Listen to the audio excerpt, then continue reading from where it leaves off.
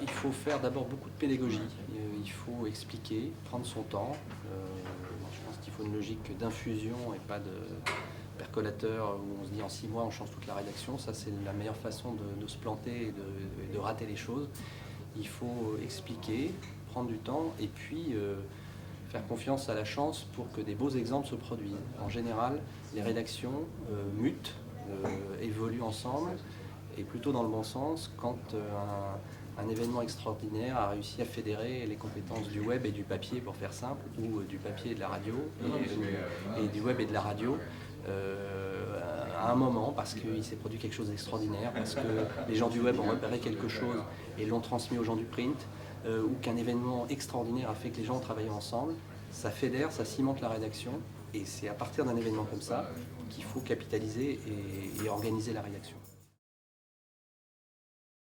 Je ne pense pas qu'il faille former les journalistes à tous les savoir-faire parce que ça ne sert à rien. Un journaliste politique qui se retrouve dans la salle des 4 colonnes pour faire de la radio, si vous lui demandez de faire Twitter, de la télé et la radio, d'abord il va le faire mal et ensuite il va moins bien le faire que les 25 caméras qui est à côté de lui. Donc ça n'a aucun intérêt de demander à un journaliste de tout faire.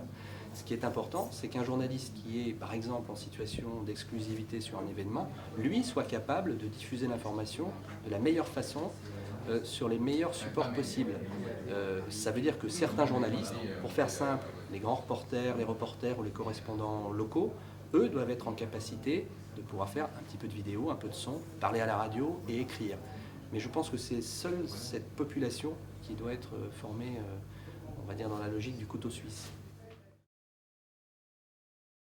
Les solutions concrètes à mettre en place, c'est d'abord de convaincre les patrons de rédac qu'il y a un intérêt à faire travailler les équipes ensemble.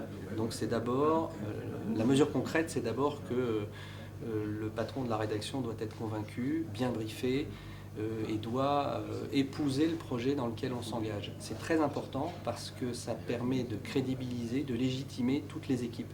Les équipes web aujourd'hui sont encore beaucoup trop décriées ou simplement méprisées ou ignorées au sein des rédactions. Et donc il faut que managérialement, tout le monde soit au niveau et que tout le monde fasse partie de la collectivité. Ça, c'est la première chose.